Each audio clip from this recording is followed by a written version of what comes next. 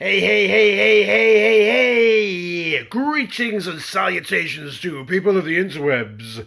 So, we're doing another comic roundup, having a look at Transformers Upside Down. Transformers Galaxies, Issue 5.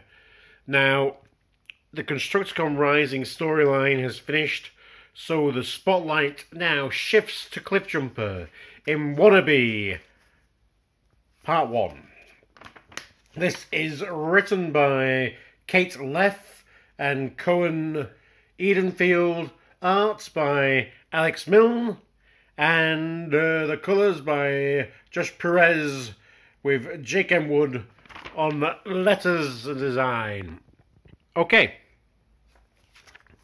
So, this is a weird one. Where do we start?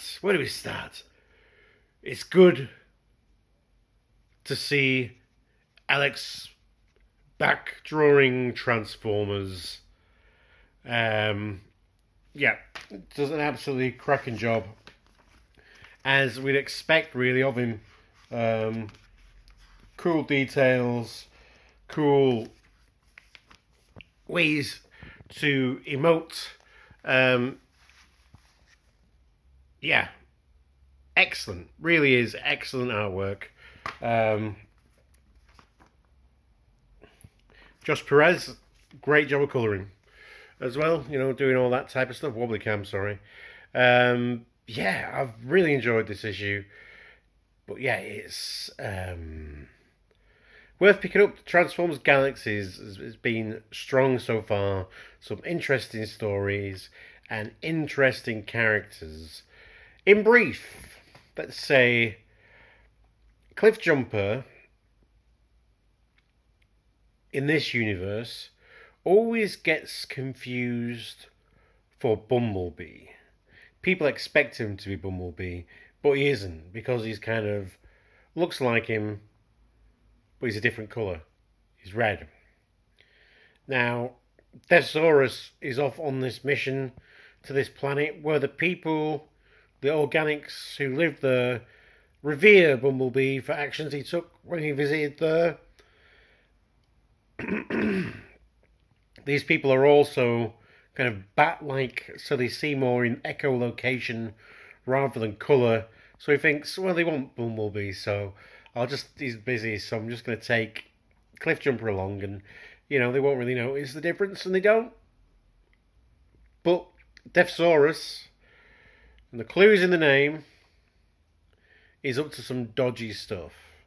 He's basically got these people idolising him, and to give him all the stuff that they're making, which turns out he finds a better way to...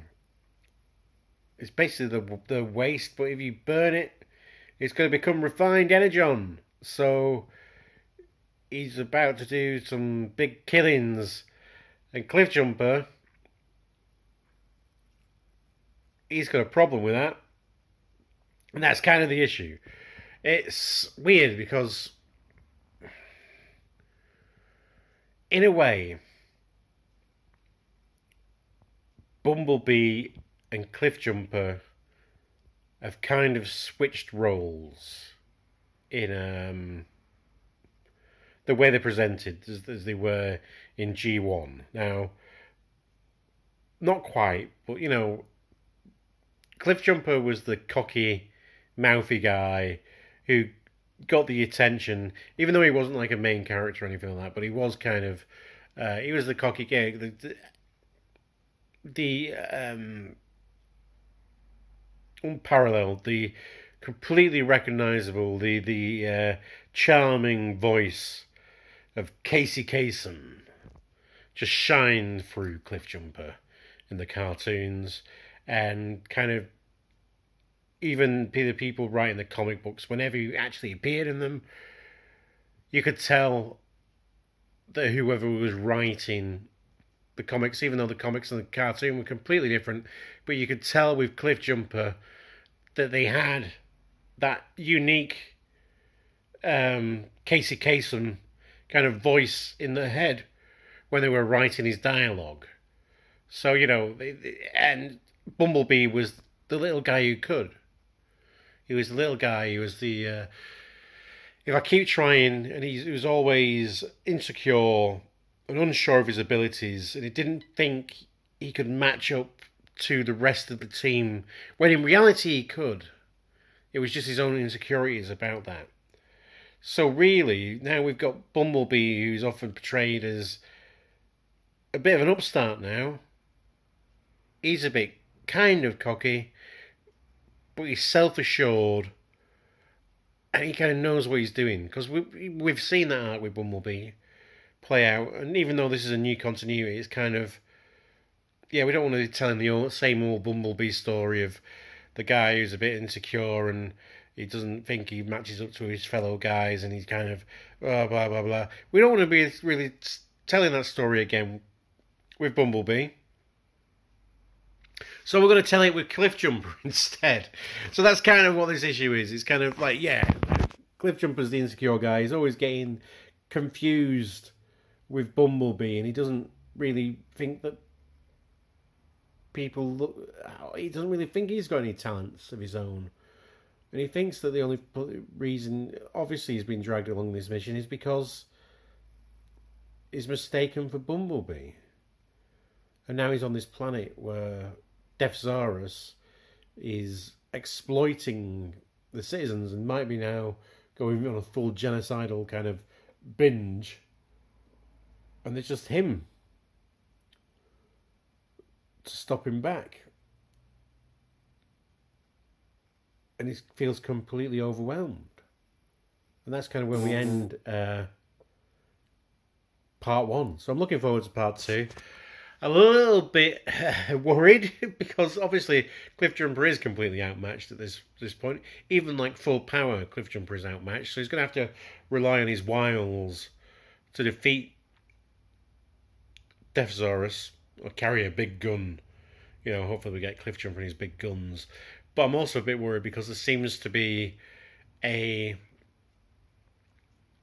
trend at the moment in Transformer fictions of let's give the early death to Cliffjumper. Transformers Prime. Obviously, they got The Rock to voice him, and so that wasn't going to last long.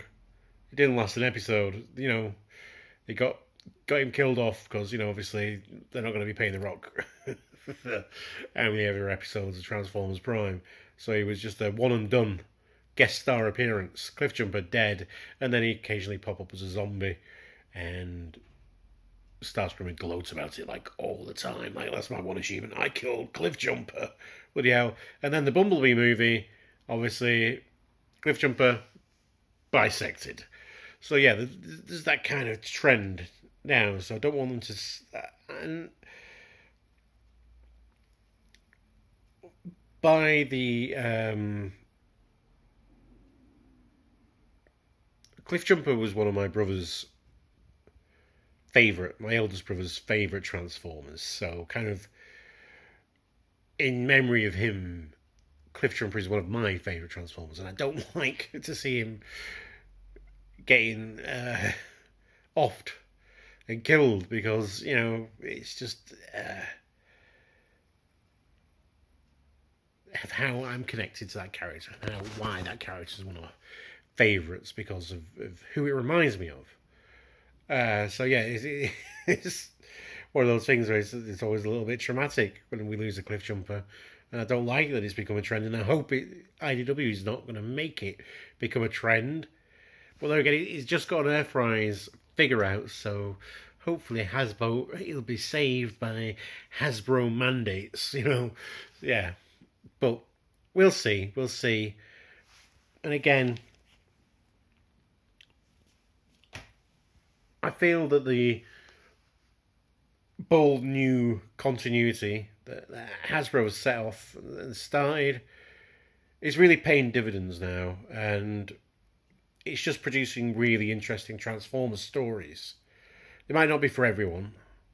They might not have be the golden age of IDW, as they were, but it's a lot better than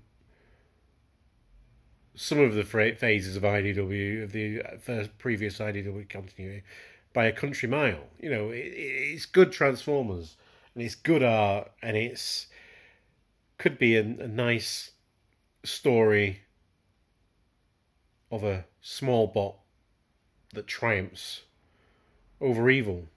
We'll have part 2 to wait to find that out. Until then, be excellent to each other. Party on, dudes, and because you deserve it, let's a bumper the fist, shall we? Bisto! Fisto!